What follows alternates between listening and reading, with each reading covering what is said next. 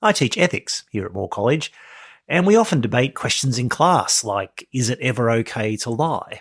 And it doesn't take very long during those sorts of conversations for someone to raise the uncomfortable fact that people in the Bible, and particularly people in the Old Testament, lie quite a bit.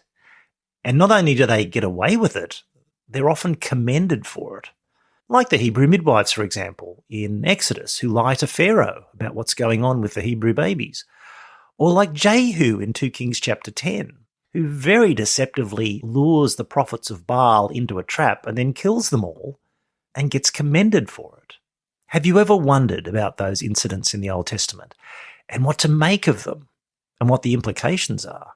Well, we'll see if we can make sense of them and those implications on today's episode of the Centre for Christian Living podcast.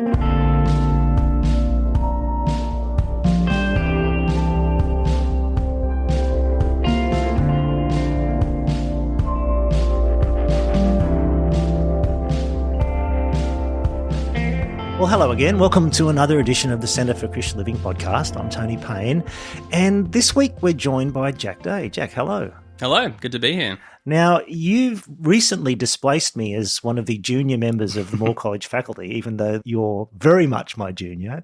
Tell us what you do at Moore College these days. Thank you. So I have joined the faculty just this year. So in January, I started in the Old Testament department. So I'm a lecturer in Old Testament. At the moment, I'm teaching first-year subjects, teaching Hebrew, teaching biblical theology. So I look at the tiny little jots and tittles and the whole of the Bible. The small picture and the big picture, that's what I'm doing at the moment. Well, first years need to look at all of that sort of stuff. This is good. This is excellent. Enjoying it so far? It is an absolute joy and a privilege to be back at Moore College. I was a student way back when, so to come back and be involved in seeing men and women equipped for Christian ministry, getting to jump into the Bible together. Most days I pinch myself that I get to be here doing that. It's a privilege, isn't it? It's really great stuff. Listen, one of the joys about just interacting with people, in fact, one of the joys of life generally is just how the connections you make with people, the conversations you have, the synchronicity or providence, we would say, of being thrown together with people yields interesting conversations. And we've been chatting over the years about your PhD and what you did in your PhD, which was in the general area of deception, lying, military deception. We'll come to that in a second, exactly what you did. But it's fascinating too that as we were discussing doing this podcast, and we've been talking about doing it over the last month or two, and how that might be helpful for the CCL and for this kind of discussion of Christian life and the nature of Christian living, it's been in a context where war and the nature of war and behaviour in war and even the Christian justification for war suddenly has become an issue again in our public consciousness, certainly. Yeah. It's not that it's never not been an issue. What do Christians think about war and soldiering and about behaviour in war and participation in war and what a just war is? But it's been impossible given all that's happened. And as we record this, the Israeli-Iran war is still in the process of being sorted out. There's no deal. There's a ceasefire without there being any kind of peace settlement. What happens in war, what we should do in war, what a Christian should do in war has very much been live and as part of our public discussion. Yeah, it is. I mean, when I started this research, we'll say a bit more about the process in a moment, but the warfare angle of my topic really came into my orbit around middle of 2023.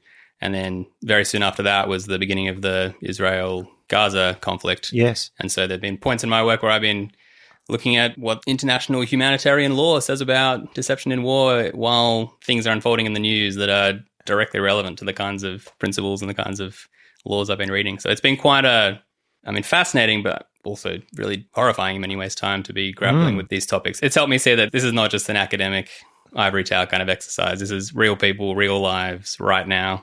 These things matter. They do. And we'll come back to where it matters and why it matters and how the research you did into these Old Testament texts help us to see what matters. But tell us the story of how it began and what your PhD research was about, because that's really what is leading to this conversation, because your research ended up being about war and deception in war. But how did all that start? Yeah, so the thing that kicked it all off was really a Moore College third-year moral theology lecture on the ethics of lying. And I had grown up and been discipled in church and just, I think, always assumed that, well, God wants us to tell the truth. Lying is always wrong. If people come and knock on your door and you're hiding Jewish people in the basement, then you should tell the truth and face the consequences. And I had sort of assumed that was what the Bible said, and that's what surely all Christians believe. And it was this ethics lecture, Chase Kuhn was my lecturer at that point, sort of blew it wide open and found, oh, there are really faithful Christian people who take the Bible seriously, who think sometimes lying is absolutely justified. That sort of rattled me at the time, and that sat there for quite a while. When I came out of college and I was looking to keep up my Hebrew, a friend and I were reading through the book of Kings. That's what we decided to read, to just chip away at. And while I was looking for a topic to do further study in, Kings was the world I was swimming in. And there's a number of fascinating stories, narratives in Kings that involve lying. So the most famous one is probably 1 Kings 22. The prophet Micaiah confronts evil King Ahab. He sees the Lord sending a quote-unquote lying spirit to deceive Ahab's prophets. And there's a number of texts on the similar themes. So my initial project in the doctorate, I was investigating lying and deceiving as a theme in the book of Kings particularly. And as is usually the case with research, there's twists and turns and you've got to find something new to say. All that's, part of the academic process. So the thing that emerged that I found interesting is lots of scholars I read would say this line that went something like, in the Old Testament, you have a range of texts where people lie or deceive in war, and everyone knows deceiving in war is just different. Like lying to your best friend or your next door neighbor, that's one thing, but lying to the enemy nation who's trying to destroy you, that's a very different moral scenario. So that's why it's fine all over the Old Testament. And I found that interesting, and particularly that as I dug into that, lots of people rolled out that line without ever really probing it or justifying it. So it's kind of a moral intuition that lots of people have that just gets kind of cited as a reason for why these texts are the way they are. So in the end, the topic that I dove into in detail was really considering, is that true? How far does that go? As we look at the Old Testament narratives that seem to portray lying and or deceiving in more positive ways against the background where there's lots of biblical texts that condemn lying. But there are these narratives that seem to set it forward more positively.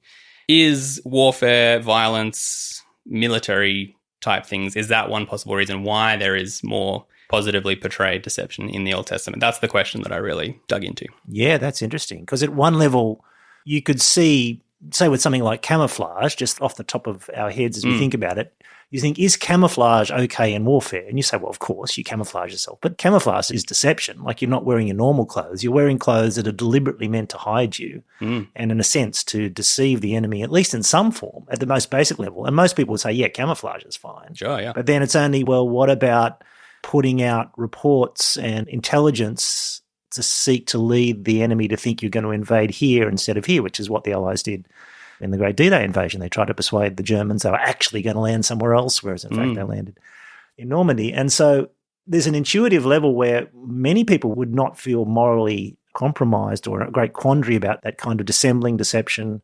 But when it comes to God's people deceiving others, especially when it comes to God supposedly sending a lying spirit and participating in some way in this whole, well, that raises the stakes quite a lot.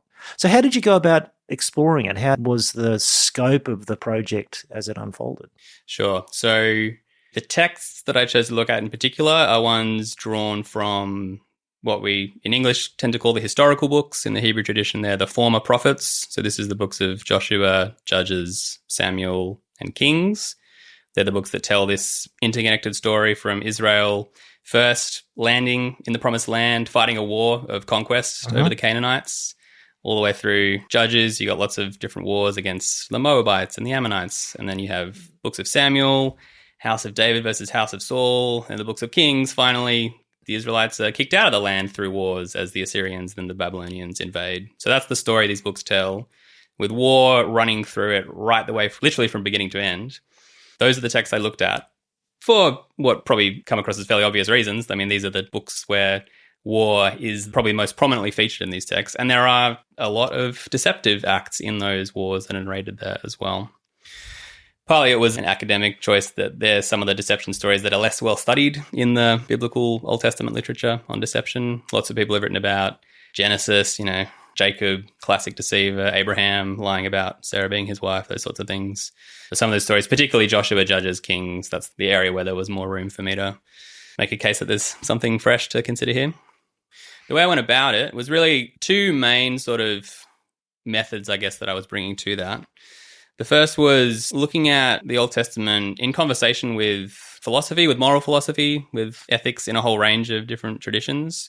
And this is kind of a newer movement in biblical studies. The last 10 or so years even, there are people who are reconsidering how the history of Western philosophy particularly might be a useful intertext to consider Old Testament texts in conversation with. For a long time, people were moving the other way, saying we've had too much kind of people looking at the Old Testament from Greek, Western philosophical eyes, and actually what's going on the Old Testament is quite different. It's a different part of the world, ancient Near East. But the last decade or so, there's been, a pendulum swing the other way. People thinking, well, let's not be anachronistic and just kind of read the Old Testament through those Western philosophical lenses and distort the texts. But rather, is there a way that we can look at what people are discussing in the philosophical world on a question like the morality of deception and warfare? Because there are lots of philosophers who've asked that question, and I've read many of them over the past few years.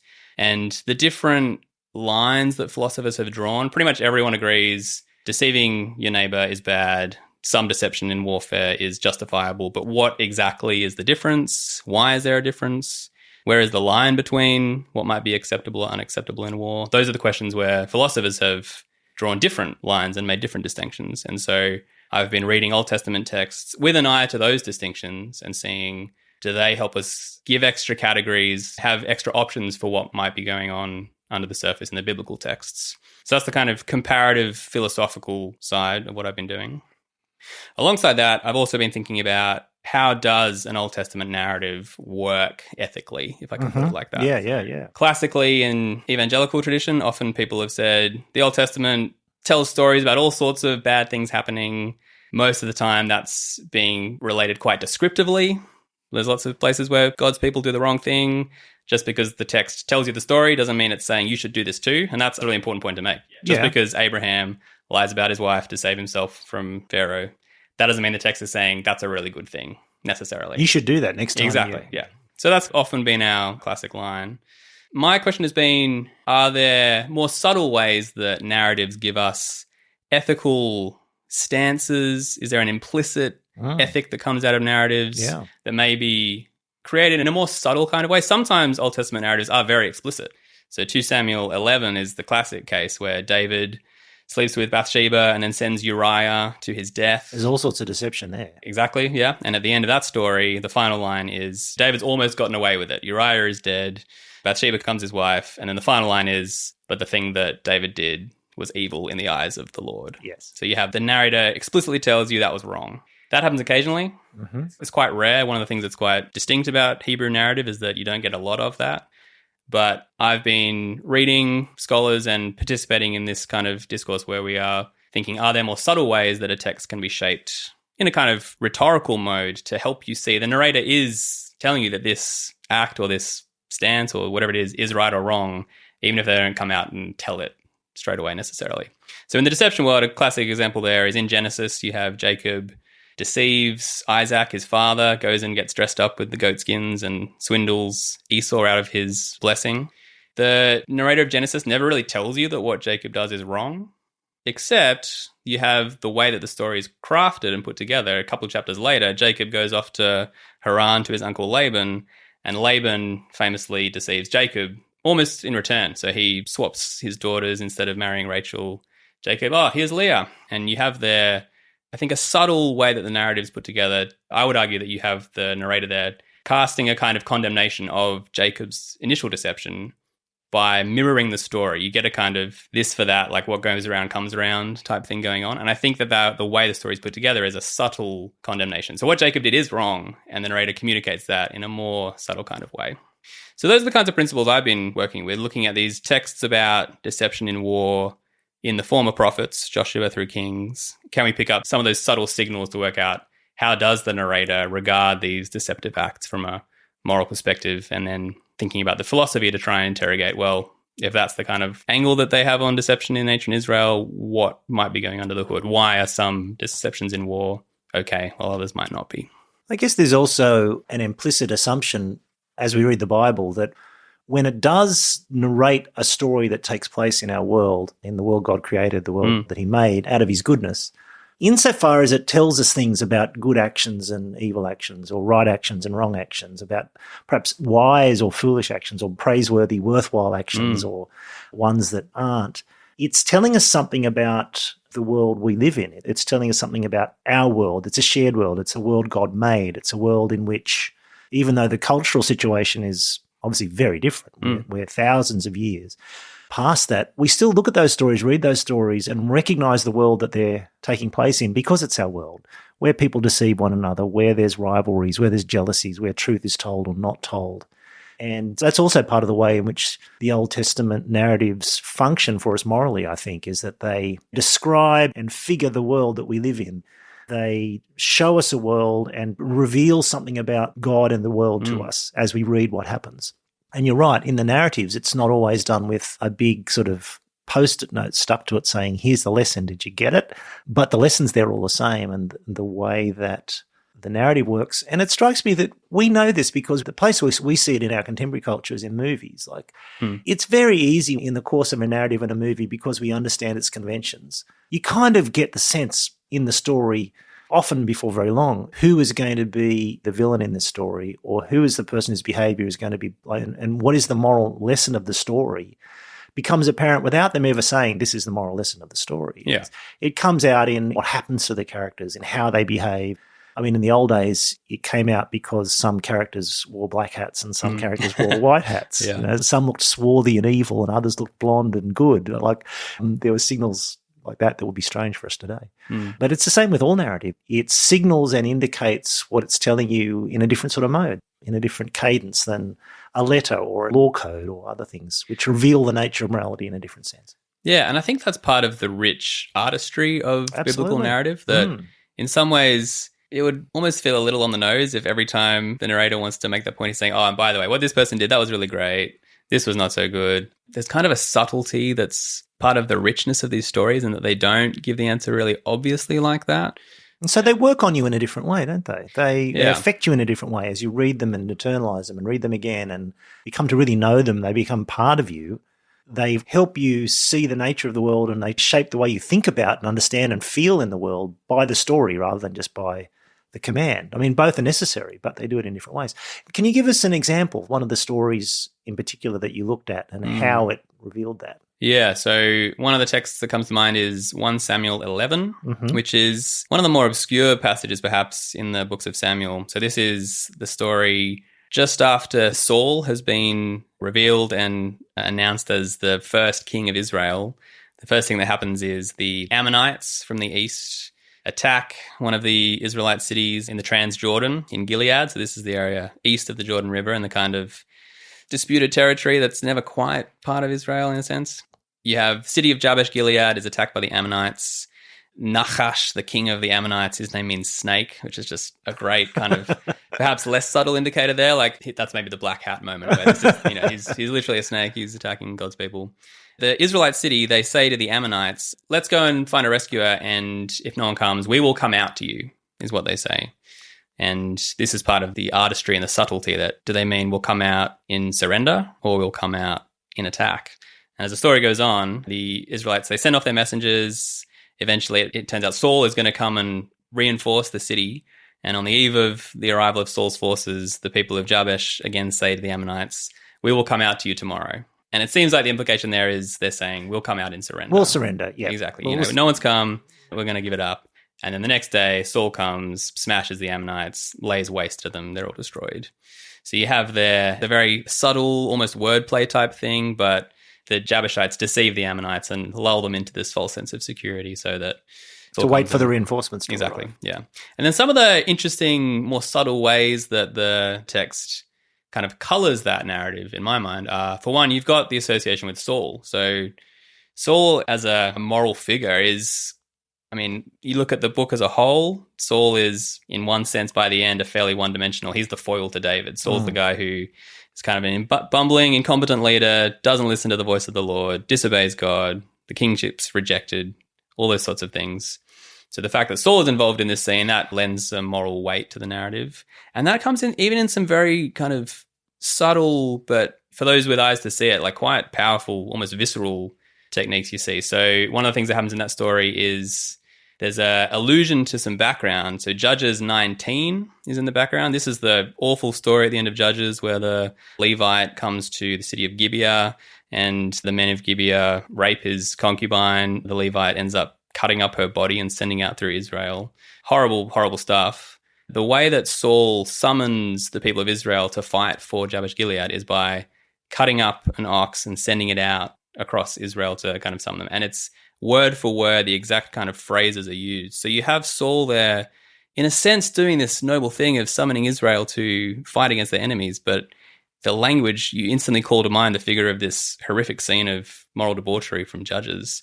And that, I think, is again a signal that what's going on here, that there's something wrong, that Saul is not cast as this paragon of virtue. Even in the way his acts are described with specific words, you have this moral coloration of the narrative going on, reflecting, I think, negatively on everything that's happening in that story. So there's some of the kind of, it's not just what happened was wrong. There's a more subtle thing going on, but the more familiar you are with the Old Testament literature, you can see these allusions that are casting moral evaluation on the acts as they unfold. On the acts of Saul, in that case, more so than the acts of the occupants of the city? That's right, yeah. So there you have, I think, Saul reflected on negatively. There's lots in that story. So for the the Jabushites rather, they're very quick to surrender when the Ammonites first come. The Jabushites first off say, yep, fine, to paraphrase a little, we don't have to be with Israel, it's fine, we're happy to make a covenant with you. They kind of turn their back on Israel fairly quickly, even before they know that there's going to be consequences to their actions. You have a number of things going on, and part of it is there's this kind of almost guilt by association, the fact that you have these acts connected with a figure as negative as Saul. That's, I think, part of how the narrators of these stories are sending their moral signals. Just the company you keep is part of the moral picture too.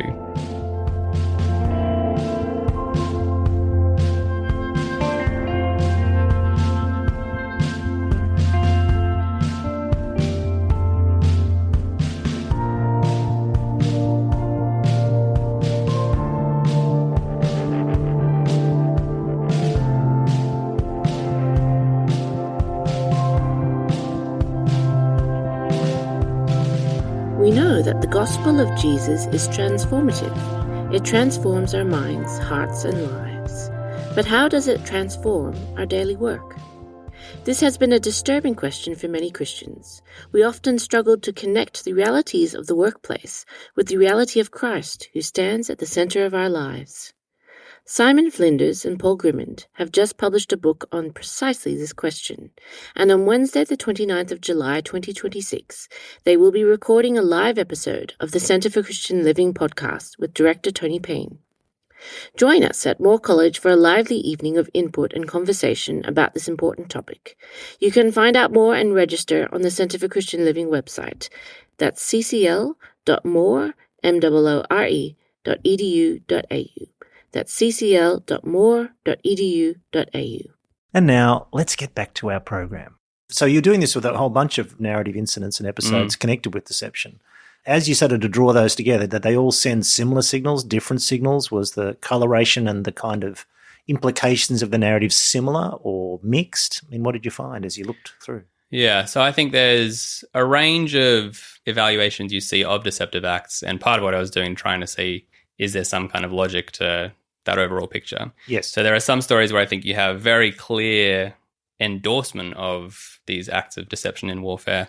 And the classic example is Joshua 8. So as the Israelites come into the land of Canaan, they first defeat Jericho as God sends the walls crashing down. The next battle they fight is against the city of Ai. And as they go up to fight Ai, the Lord tells Joshua, set an ambush behind the city. And so you have this battle unfold where the main Israelite army attacks Ai and pretends to run away. And the forces of Ai are deceived and lured out. They think it's a genuine retreat. So they leave the city, and then this ambush group rises up and takes the city, burns it to the ground. The inhabitants of Ai are slaughtered. So you have this wholesale destruction of the city that comes about through this act of deception, which is in some sense the direct command from God. And it's quite interesting. Part of my work is thinking about what exactly is God commanding? And there's sort of two things going on. The ambush in itself is, I would argue, an act of concealment. They hide. And this is part of the philosophical work I've done. There's some important distinctions to draw between deception and concealing. So there's related activities there that are not the same. But you have this whole battle, in a sense, unfolds from God's command. And I think there you have a fairly strong signal from the narrator. If this is a really bad thing to do, it would be weird to have God saying, go and do this. Go and do this. So one of the more explicit ways that the narratives give us an ethical dimension is when God acts and when God speaks and commands. So I think there you have a story where the moral weight is fairly positive. So deception of the enemy presented in very strong terms there. So they're in some ways the extremes, I think. There's a few other texts I looked at where it comes across more negatively. Judges 9 is the career of Abimelech, who's again maybe a slightly lesser known biblical character, but he's the son of Gideon. He just seizes power, slaughters his half-brothers. Not a good guy. Yeah, pretty much everything he does is terrible, and there's a range of ambush stories in his reign that seem to be presented a bit more negatively as well. Yeah. Between those extremes, I think there's a range of different evaluations that you see these acts of deception have in different conflicts, different military contexts, and part of what I was doing trying to work out, is there a framework that has a kind of moral logic emerging out of the philosophical work I was looking at that could help to hold those together. Yeah. And what did you find? Did you find there was a framework? Did you come up with something that helped to place the different examples in relation to each other in a way that made sense? Sure, yeah. So at this point, it's probably worth commenting a little on what I wasn't doing. So I wasn't trying to argue strongly for this is the framework that ancient Israelites had about military deception. So what I was doing is kind of like a step before that.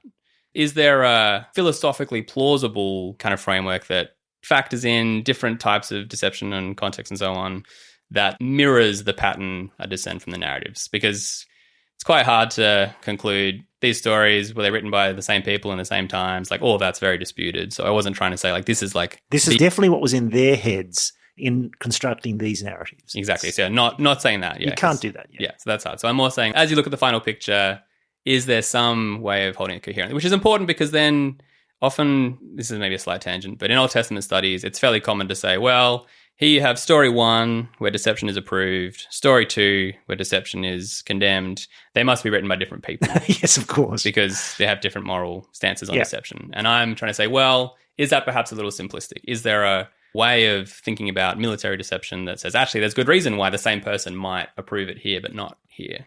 So there's a number of philosophers and theologians as well. So someone like Augustine is one of the people in the philosophical tradition. He's a theologian, but philosophers always start with Augustine on this question because he's kind of the titan that looms across ethics in many ways. Aquinas has some things to say. Immanuel Kant has some things to say. There's a few modern military ethicists I looked at. To cut a long story short, the conclusion I reached is I think there is a framework which can account, at least for the narratives that I looked at, and that is assuming deception in general society is wrong as the moral background.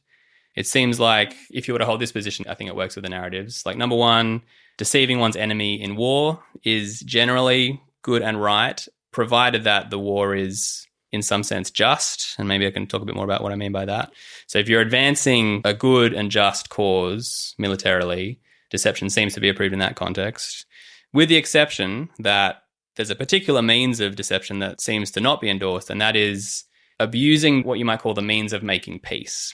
So in the modern literature, people will talk about if you raise the white flag and surrender as a way to get your enemy to put down their rifles and have a ceasefire, and then at that point you re-engage and attack, that is very much frowned upon, to say the least, in the modern ethical literature. So moral philosophers talk about perfidy. That's a general word, an archaic word, but a technical term here for those kinds of deceptions that abuse the rules of warfare, if you like. So things like pretending to be wounded so you can then shoot the person who comes to provide you with aid, breaking the ceasefire, those kinds of actions. So in the Old Testament context, it looks more like making a covenant or a treaty and then acting deceptively. You've made the treaty as a pretense to then gain an advantage militarily. That seems to not be legitimate even in warfare in the Old Testament. And it's in that tradition that we have the modern idea of war crimes, right?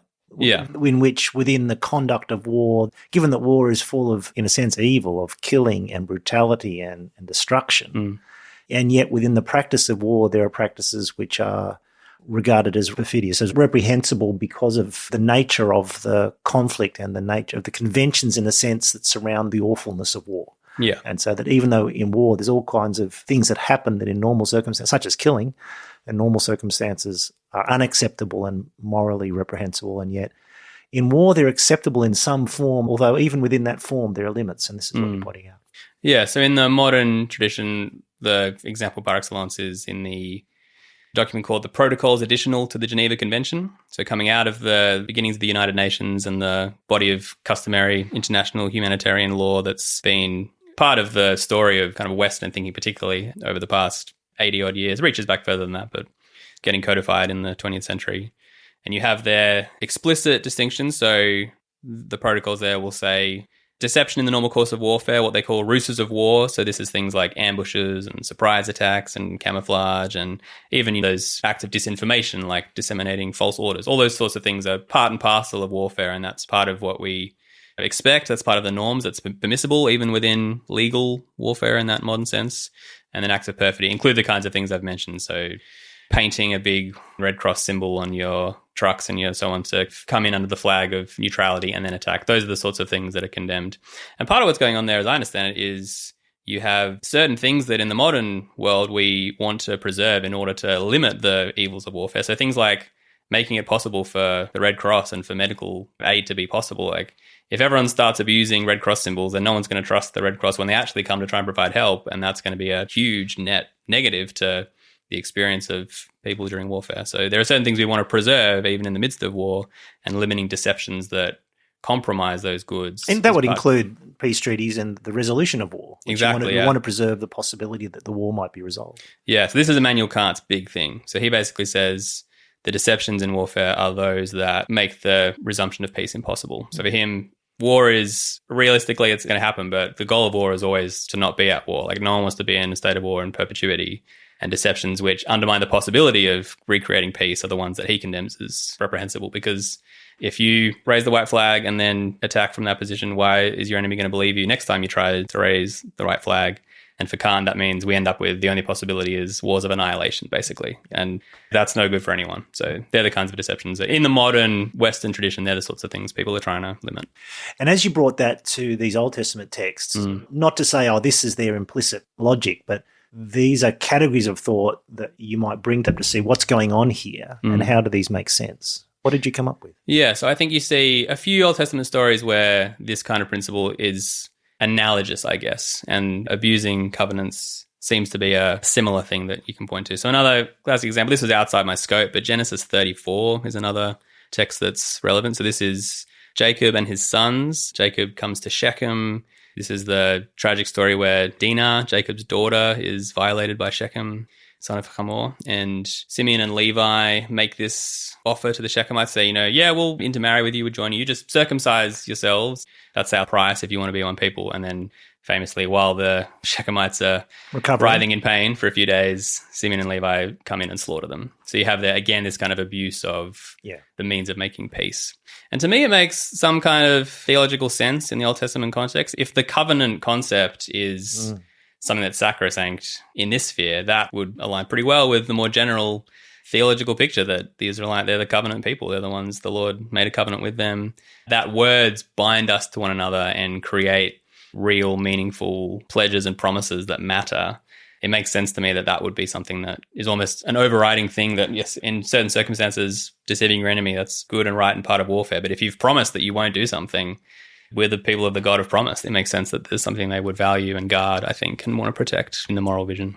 Jack, this is really fascinating. Let's talk about where it lands in the way we think today and the extent to which your exploration of these particular texts, they're not all the texts, as you said, and they're not everything theologically we'd want to say about deception or about warfare in particular, deception and warfare. Yeah. Where do you think, from the particular angle that you explored, what were the landing points for you or the implications for you for how we think about these kinds of things today? Yeah, so I think perhaps the biggest point to make is that everything I've said is in the world of Old Testament theology, which is only the first part of the story, as we know. So in biblical theological perspective, I think much more needs to be said, and to directly apply these things from the Old Testament moral vision to us today, lots of issues there, of course. So in some ways, the kind of picture I'm arguing for is kind of an explanation of why there is so little positively portrayed deception in the New Testament, because I don't think there is much, if any. And I think part of the difference is if the Old Testament world is one where enmity and warfare is part of the justification for it, that political reality is just very different in the New Testament. That under the Old Testament theocracy, where God's purposes are proceeding through these people who are fighting wars to gain a foothold in the land of promise, that's very different to where we find ourselves as a church, where Jesus has said, my kingdom is not of this world. And now Paul says our struggle is not against flesh and blood. So the church, as the church, I think no longer fights wars, or should not anyway, in the sense that the Old Testament people did in the past. So in some sense, there's a lot of limitation, I'd want to say, to how we would apply this. Especially in light of the fact that in the New Testament, when it does talk about Christians fighting wars or fighting battles or being engaged in warfare, it's a spiritual warfare. It's a warfare of the truth. And it's very explicit that there'll be no deceitful methods, no cunning, underhanded methods in our gospel warfare. We fight not with the world's weapons, but with spiritual weapons. We fight with the truth. 2 Corinthians 4 and all that sort of stuff. So the sense in which the spiritual battle of the people of God against the forces that oppose us, there is a transposition in the New Testament where that battle now takes place in a different mode, a different register. It takes place with different weapons and with a different, I'm sort of starting to metaphorically go for it here, so I won't keep going, but with a different king at the front of our army and so on and so forth. So there are these differences, but what were you about to go on and say? I was about to say, I think that's the headline I'd want to say. Secondly, in the context of the larger sort of just warfare tradition, lots of Christian thinkers have held the Old Testament texts about war to have this kind of ethical vision for human armies who are engaged in conflicts as we do. And it's different there. So for a nation today to be engaged in war, I think is different from the church to be engaged in war. So there's a distinct difference there. But thinkers like Augustine and Thomas Aquinas have looked at some of these Old Testament texts and seen the kind of warfare that is permissible is in some cases good and right when you are defending those who've been suffering injustice, when you've been defending yourselves, those sorts of things. So to the extent that the Old Testament does have an implication for Christians today in nations fighting wars, thinking about the justice of those wars, I think perhaps there is scope for thinking about what I've been looking at deception in that context. So I think there would be a way to trace that logic through in the same sort of theological moves the just war theorists are making. For those who are thinking about warfare in the modern period from a Christian point of view, I'd be wanting to say, I think that some of these thoughts about deception probably have good and right applications for military today. So I remember reading this journal article, someone asking, basically, can Christians be spies? Like for someone who's engaged in espionage where lying and deception for the greater national good is just the bread and butter of the operation, is there scope for people who are people of the truth, who follow the one who called himself the way and the truth and the life? Is there scope for Christian involvement, that kind of thing? And I think perhaps the kinds of arguments I've been making do provide that kind of scope, that justification that not the church fighting wars, but for nations fighting wars, seeking to bring as much good as we can in a world of conflict and evil. I think there is scope for people to be involved in the kinds of deceptive activity that we see in some of those Old Testament texts as a good and just thing, as part of prosecuting the good. It seems so to me as well, Jack, in the sense that the Old Testament functions, it's got a theological witness of its own. It points to Christ. It's a story that looks forward in all the ways that we know. You teach biblical theology, and we all know biblical theology. It focuses in on Christ and leads to Christ. And yet it's a text, a sacred scripture that comes to us from God, from the same word that is incarnate in Christ. In a sense, the Old Testament is full of Christ and full of the reality of Christ and of the reality of the world. It's a text that teaches us how the world is and shapes our response to the world. And in that sense, without wanting to simplistically or illegitimately just try to recreate Old Testament Israel in modern nations in a theocratic kind of way, that ignores the big story and where it's fulfilled in Christ. And yet at the same time, we read the Old Testament all the time for its exemplary value and for what it teaches us about the nature of God and of people and of the world, the nature of kingship. It teaches about the nature of war. And those sorts of intuitions and lessons in the narratives that you're sort of picking out by carefully reading the narratives tell us something about the world and the nature of the world that we do encounter in all sorts of ways today. And two things particularly strike me. One is the complexity of the world, that an attempt to come up with a single rule that binds every circumstance is an unwise way to approach things and doesn't respect just the sheer complexity of the created order that we live in all its complexity, but in all its fallenness. And so to come up with, you must not deceive in war, or to come up with a formulation that neatly describes exactly what you must do in every situation, it's kind of like the Pharisaic era in a way. The idea that there's going to be a set of rules that cover every circumstance.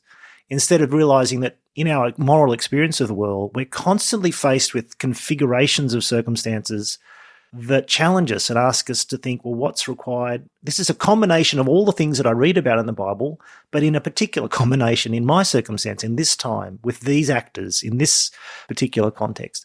And that's the nature of moral thinking generally. We come to the newness of the complex situation we face, and we draw on all that we've read and understood about the world and God and us, but we're still required to make this judgment. And the example that springs to mind that for me helps frame these kinds of things in my head is surgery. All right. How do you mean? Surgery is really interesting. So we would normally say chopping someone's arm off would be wrong, right? What a terrible thing to do. Yeah. Unless it's gangrenous and you're saving my life. And so we'd see that the action of deception, or in this case of surgery, at one level, in many contexts, we would say is clearly evil. And yet in other contexts, because of the fallenness, difficulty and nature of the world, we'd say in some senses it's necessary for the saving of life and for doing good to do something that in itself seems evil. But the way that a surgeon uses a knife, when a surgeon uses a knife, how a surgeon uses a knife, that's a complex thing that surgeons have to learn how to do very carefully. It doesn't mean just because they're a surgeon, they can now use a knife to do anything they want with a body, just because they're a surgeon and you're in a hospital. There's still a set of understandings about the good and the nature of the world that directs when and how they make that incision.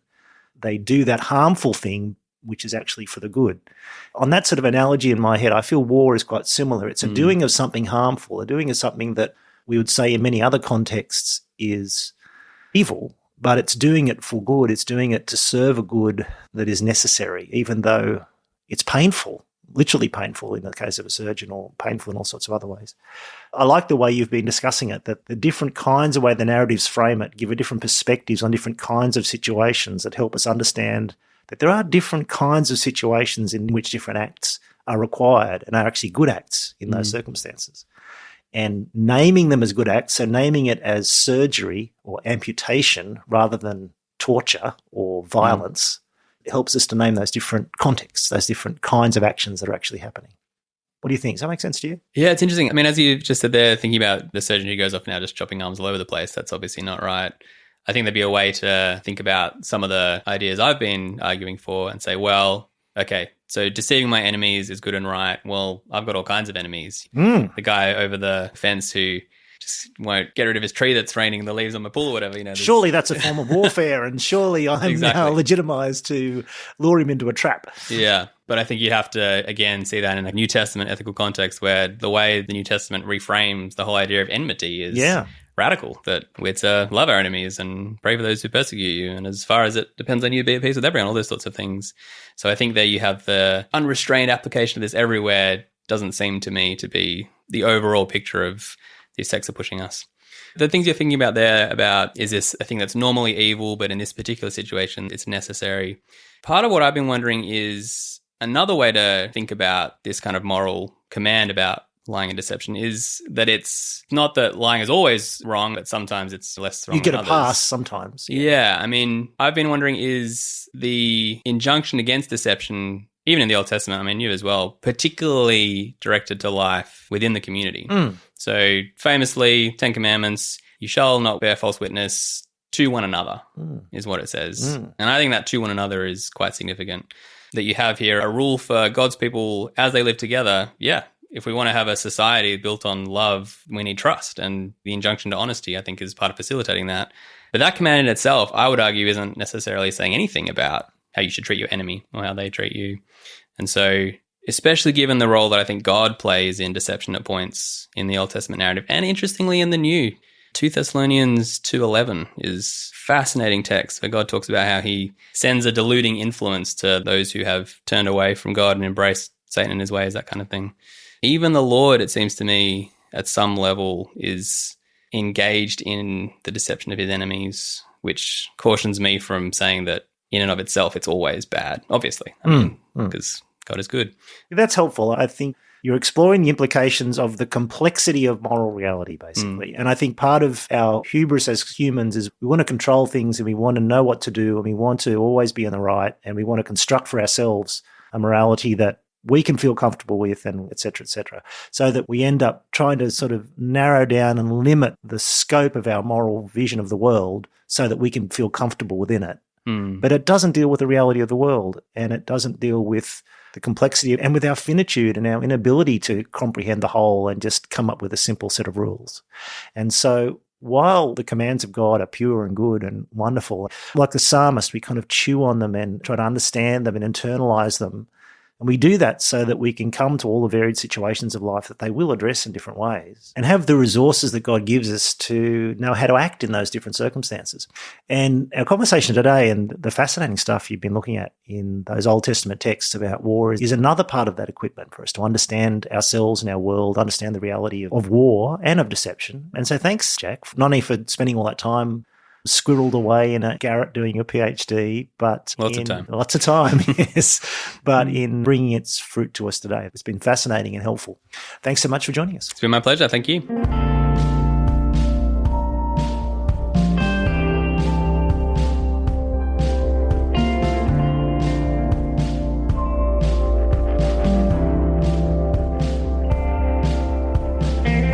Well, thanks for joining us on this episode of the Centre for Christian Living podcast from Moore College. For a whole lot more from the Centre for Christian Living, just head over to the CCL website. That's ccl.moore.edu.au, where you'll find a stack of resources, including every past podcast episode all the way back to 2017, videos from our live events, and articles that we've published through the Centre. And while you're there on the website, we also have an opportunity for you to make a tax-deductible donation to support the ongoing work of the Centre here at Moore College. We'd also love you to subscribe to the podcast and to leave a review so that people can discover our podcast and our other resources. And we always love and benefit from receiving your feedback and questions. Please get in touch. You can email us at ccl@moore.edu.au. Many thanks to Karen Bielhartz from the communications team here at Moore College for all her work in transcribing and editing and producing this podcast, to James West for the music, and to you, dear listeners, for joining us each week. Thank you for listening. I'm Tony Payne. Bye for now.